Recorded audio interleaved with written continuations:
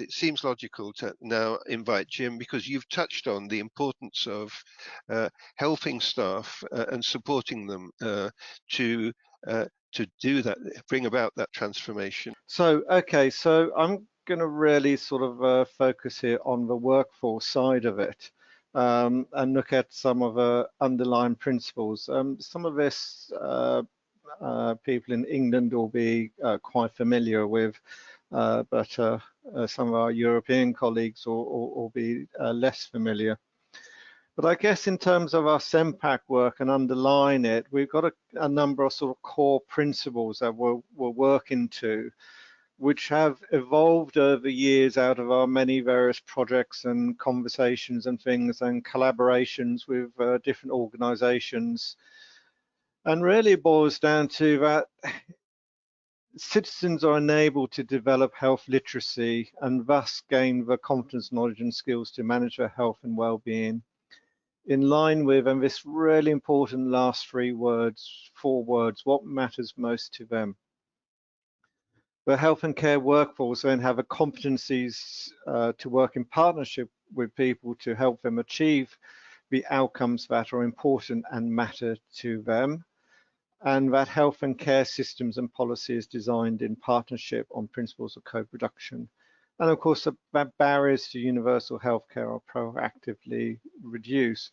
So what we're talking about here is a real shift away from the workforce mentality of fixing people, deciding what people's outcomes should be for them, based on best medical guidance and everything, and actually working with individuals around achieving that compromise. And it often is a compromise between making changes to lifestyle, what people enjoy doing, and actually sort of getting sort of outcomes which support them and can also help reduce sort of disease progression as well.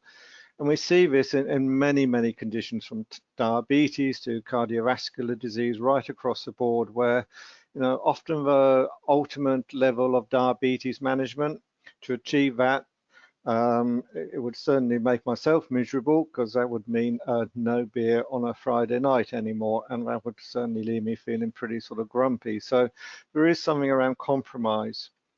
But to enable that to happen, to enable those conversations to happen, there's a whole sort of element of reskilling the workforce and training them up, and really thinking about this whole thing in a different way. So we're shifting the focus from just on the biological, but also understanding the importance of social elements and the psychology elements as well. So the biopsychosocial model, picking up people's emotions and feelings and social circumstances and the wider determinants of health.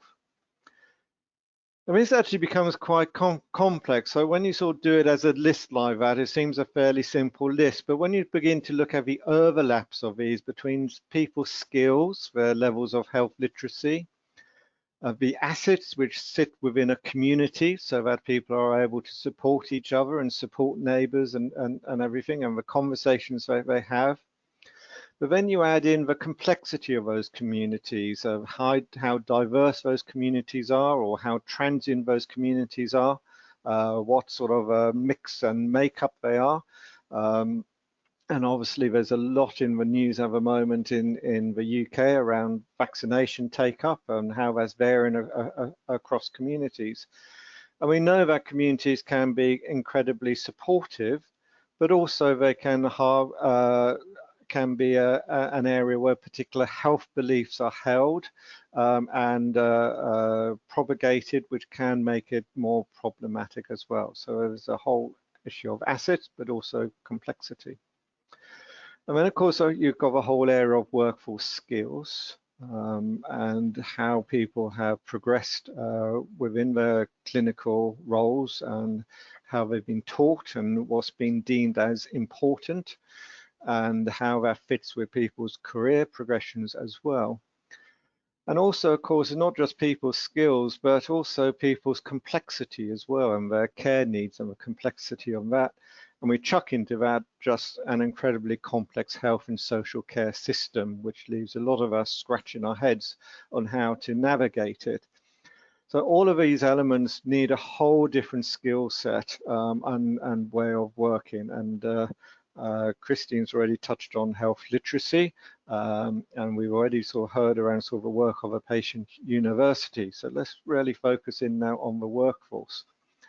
Those of us in England will recognise this as the personalised care operating model. Really putting in place this sort of key thing around shared decision making, personalised care and support planning to being absolutely key to supporting the conversation around what treatment outcomes are important to an individual, then how those outcomes can be achieved. Part of that might be through the optimal medical pathway. It might be through community-based support. It might be through structured supported self-management, or it might be through actually handing over the health budget to the individual so that they can choose to how they use it. This is a huge novel thing in the UK with the NHS, but of course for insurance-based systems, the idea of choosing where you actually spend your money is actually not quite such a radical idea in some countries, where through your insurance you have a choice of provider and a choice of services you can go to. Whereas in the NHS, of course, up to now, you know, what you're given is what you get, although we do have things like choice. But in terms, say, of medical aids and wheelchairs and things, you know, unless you went privately, you got what you were given. So personal health budgets free that up. But all of this is based on that proactive conversation between the clinician, the workforce, and the individual based around what outcomes are important to them.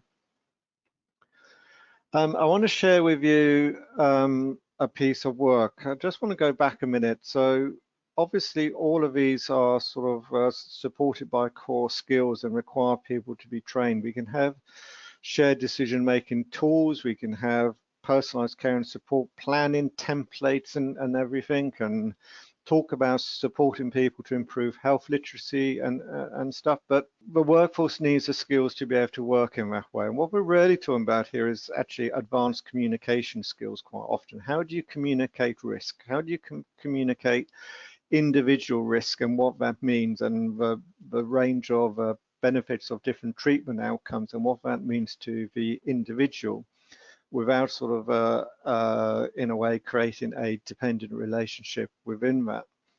We've been aware that the types of training available are incredibly diverse. There is some fantastic workforce development going on out there, some brilliant training going on out there, and there's some pretty awful training going on out there as well. So one of the things they've done in the NHS is set up something called the Personalised Care Institute to really look at how do we bring in sort of quality standards around training and developing the workforce. And to do that, it's been working on developing a core curriculum. So if the workforce is going to work in this way, based around what outcomes are important to the individual, what are the core capabilities, knowledge, and skills does that workforce actually need?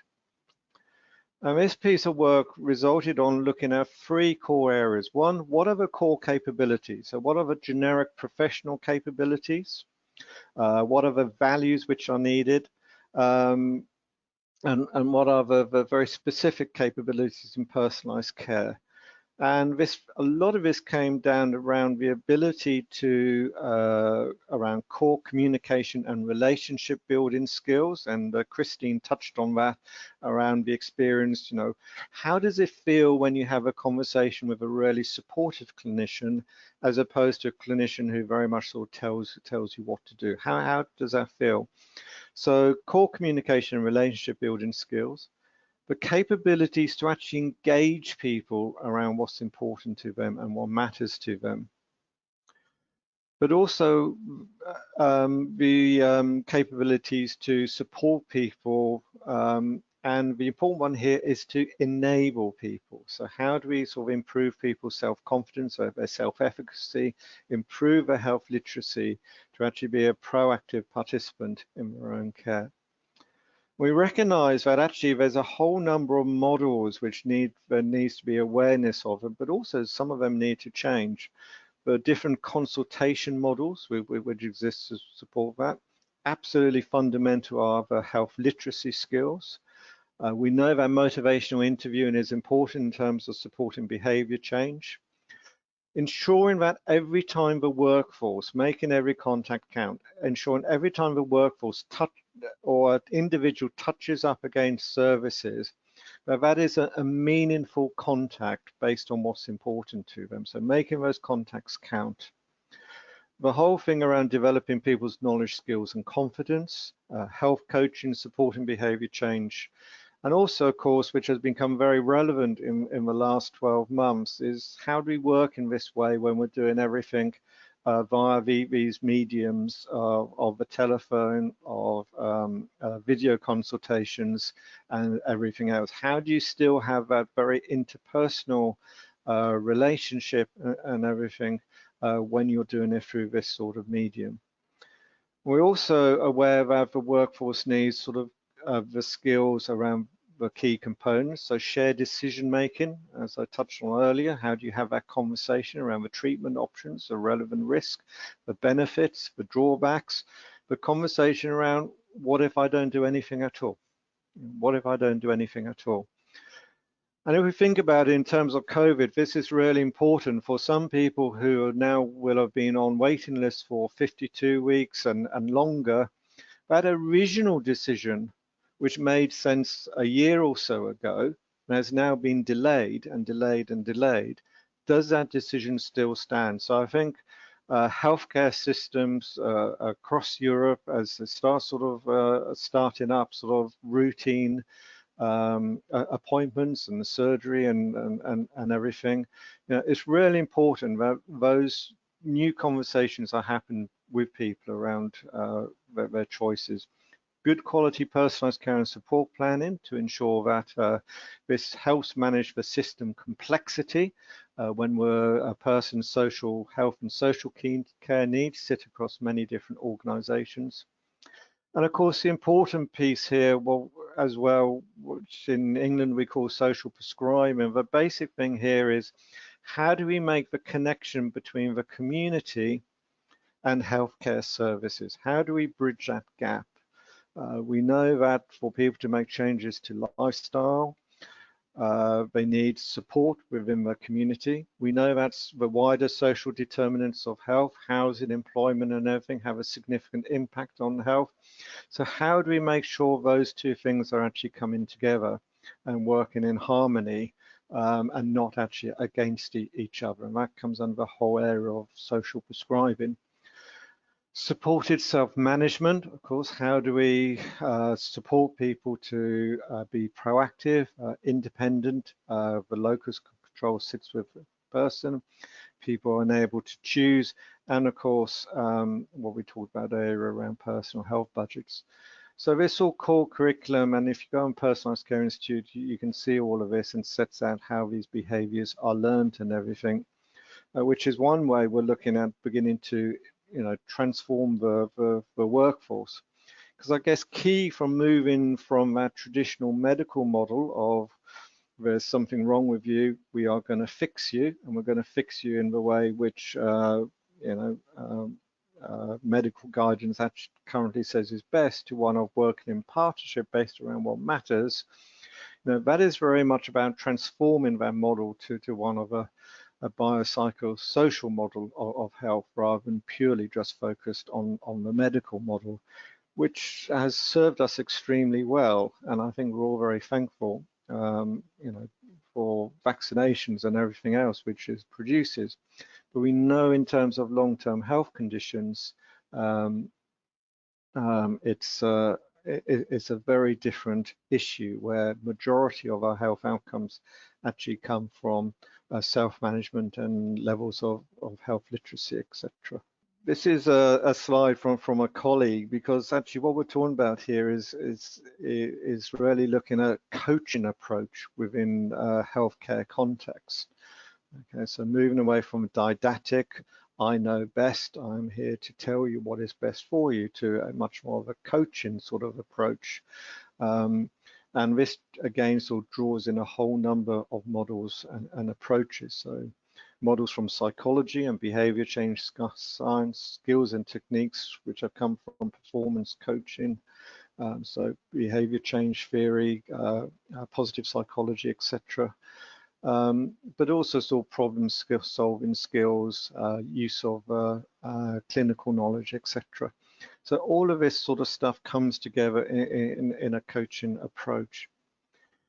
It's actually, on the face of it, it seems quite straightforward. Well, we'll shift from telling people what's wrong with them and how we're going to fix them to working in partnership with individuals. The reality is an incredibly quite difficult journey for many things to make. Our whole healthcare systems are set up around, sort of pushing people through this system, a bit like an assembly line. This bit fixes this bit of you, this bit fixes that bit of you, and the two don't tend to communicate very well. So it is hugely sort of transformative when we actually begin to think about it, and we've got an awful long way to go. But the key to this, traditionally the focus has been, if we can get everyone to self-manage more, improve people's health literacy, that's the issue, because the problem is people. The problem just are too, patients are too passive. They don't do what they're told. How can we get them to engage more? We need to flip that on the head and actually recognize it's our own systems and our own current ways of working which have created that passivity in the first place, which have suppressed health literacy across the population, and that needs to be radically changed around. In CEmPaC, we put together an introduction in these sort of core skills to support this way of working. You can find it on our patient-centered care website. And as you can see, there are a lot of those sort of different things are needed. Each one of these only takes, about 4 or 5 minutes to go through. So you can just sort of click on, and if it interests you, by all means, if not, move to the next one. And the idea of it is really just to people as to assess, okay, well, I think I work in a person-centered way. And by doing some of these modules, you can in a way sort of get a sense and benchmark yourself to what extent your skills really are enabling you to work in a person-centered way and things. So is the idea, as it says, coffee break training, something you can do over a cup of coffee when you've got a spare 5 minutes. Jim, thank you very much.